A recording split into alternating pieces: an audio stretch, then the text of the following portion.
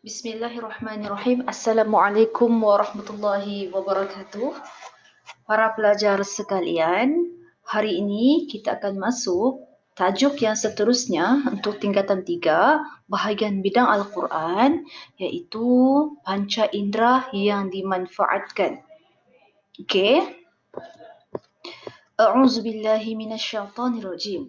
Hari ini, tajuk ini daripada surah Al-A'raf ayat ke-179. A'udzubillahi minasyaitonirrajim. Walaqad zara'na li jahannama katsiran minal jinni wal ins. Lahum qulubun la yafqahuna biha wa lahum a'yunun la yubsiruna biha wa lahum azanun la yasma'una biha. Ulaika kal an'am bal hum adall. Ulaika humul ghafilun. Surah Al-A'raf ayat ke-179. Baiklah, para pelajar sekalian, mari kita tengok terjemahan ayat sedikit demi sedikit. Okey. Walaqad zara'na li jahannama. Sesungguhnya kami jadikan untuk penghuni neraka Jahannam. Sini. Sesungguhnya kami jadikan untuk penghuni neraka Jahannam katsiran minal jinni wal ins, ramai dari golongan jin dan manusia. Allah sebut dalam Quran ni. Lahum qulubun la yafqahuna biha. Mereka mempunyai hati tetapi tidak mahu memahami ayat Allah dengannya. Allah sebut ni. Dalam neraka tu ramai golongan jin dan manusia. Mereka ada hati tetapi tidak mahu memahami ayat-ayat Allah. Okey. Walahum a'yunun la yubsiruna biha. Dan yang mempunyai mata tetapi tidak mahu melihat bukti keesaan Allah dengannya. Dalam kalangan jin dan manusia itu ada mata, ada hati. Ada hati tapi tidak mahu memahami ayat Allah. Ada mata tapi tidak mahu melihat keesaan Allah. Okey. Walahum azanul la yasma'una biha. Serta yang mempunyai telinga tetapi tidak mahu mendengar ajaran nasihat dengannya. Ulaika kal an'am. Mereka itu diampunkan seperti binatang ternakan. Perumpamaan mereka yang tidak mahu dengar ajaran Islam, tidak mahu melihat keesaan Allah ini seperti binatang ternakan. Bal hum adall. Bahkan mereka lebih sesat lagi. Ulaika humul ghafilun. Mereka itulah orang yang lalai. Para pelajar sekalian, daripada ayat tadi dijelaskan ada penghuni neraka, ada yang masuk syurga. Siapa yang masuk syurga? Manusia yang beramal dengan amalan buruk. Siapa yang masuk neraka? Maafkan Ustazah. Siapa yang masuk neraka? Manusia yang beramal dengan amalan buruk dan kufur kepada Allah. Siapa pula yang masuk syurga? Manusia yang beramal dengan amalan baik berlandaskan keimanan kepada Allah. Okey. Dalam surah tadi, dalam surah Al-A'raf ayat 179 tadi, Allah menceritakan beberapa keadaan penghuni neraka. Antaranya termasuklah. Pertama, penghuni neraka diseret beramai-ramai ke neraka dalam keadaan tertiarap di atas mukanya. Keadaan penghuni neraka tu diseret ramai-ramai dan dalam keadaan tiarap di atas mukanya. Faham juga? Okey, yang kedua, macam mana keadaan penghuni neraka? Penghuni neraka ingin hidup semula kerana tidak tertanggung dengan azab neraka dan ingin melakukan amal soleh. Penghuni neraka ni, dorang mau hidup balik. Sebab diorang tidak dapat tanggung azab api neraka tu. Kemudian, orang yang menyeleweng, okey, sini sudah pergi sini pula. Muka penghuni neraka hitam, legam akibat pendustaan mereka terhadap Allah. Macam mana keadaan mereka? Muka mereka hitam, legam. Apa yang mereka buat? Mereka mendustakan Allah. Okey, mereka diseret. Okey, kemudian muka mereka hitam. Dan muka penghuni neraka ni, mereka juga tidak tertanggung. Mereka ingin hidup semula. Mereka tidak tahan kerana tidak tanggung dengan azab api neraka. Okey. Orang munafik dan kafir kekal dalam neraka. Okey. Orang munafik dan kafir ini tidak akan masuk syurga. Mereka kekal dalam neraka.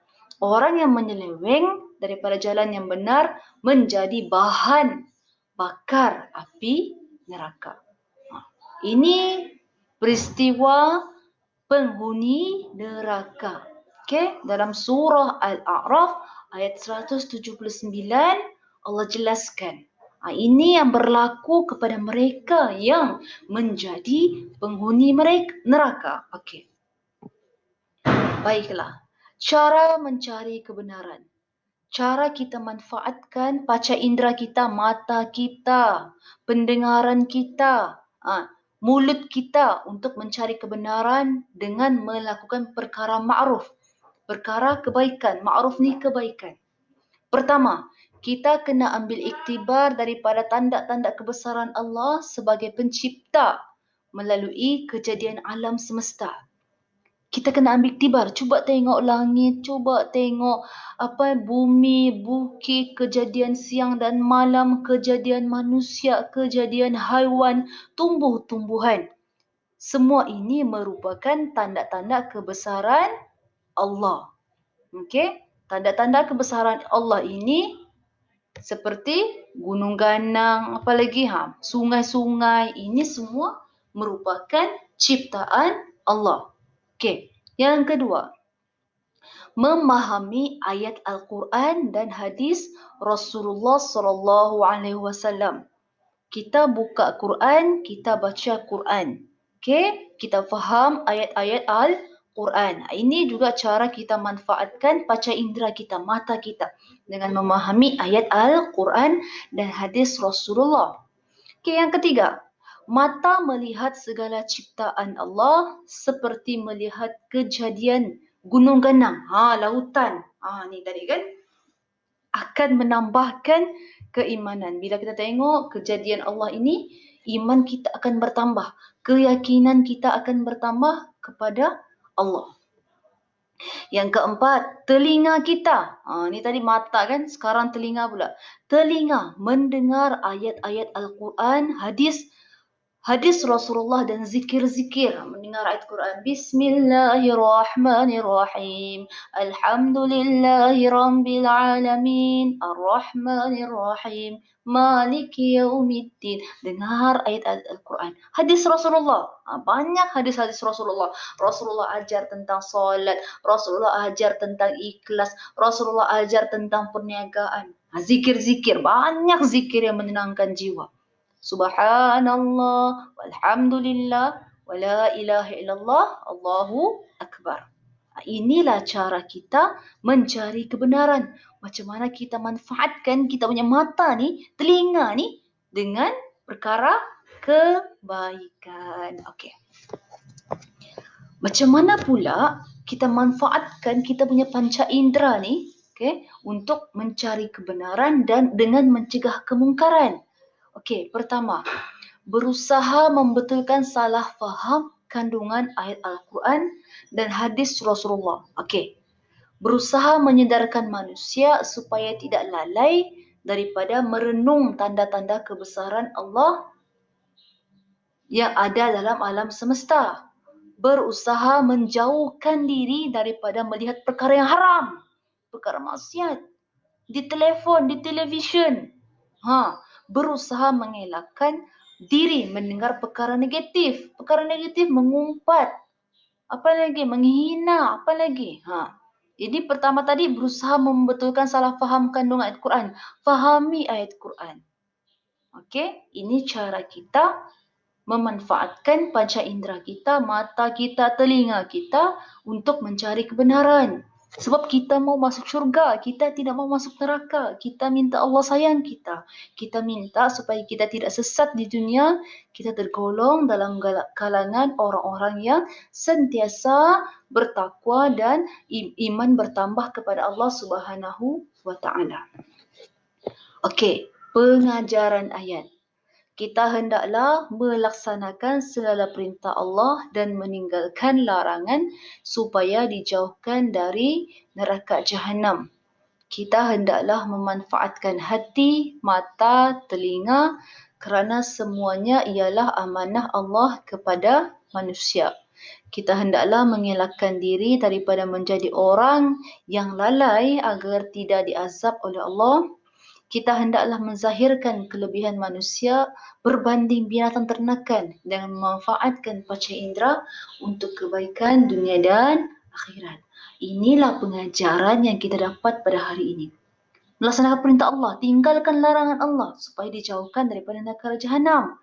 Manfaatkan hati, mata, telinga kerana semua ini adalah amanah Allah kepada kita. Allah minta kita jaga mata kita, jaga hati kita, jaga telinga kita. Mata tidak melihat perkara yang haram, telinga tidak mendengar perkara yang haram, hati kita dipenuhi dosa, sentiasa beristighfar kepada Allah. Elakkan diri daripada menjadi orang yang lalai agar tidak diazab oleh Allah. Elakkan diri. Solat 5 waktu, jangan tinggal solat. Begitu. Kita hendaklah menzahirkan kelebihan manusia berbanding tindakan kerana memanfaatkan panca indera. Okey. Ini sahaja pengajaran PDPR untuk kelas tingkatan 3 pada hari ini. Okey, Ustazah akan send video dengan kamu. Ustazah minta kamu cuba hafal ayat ini, tapi itu kemudian. Untuk hari ini, Ustazah minta kamu salin dulu benda ni di dalam buku nota kamu. Okey, sekian, terima kasih.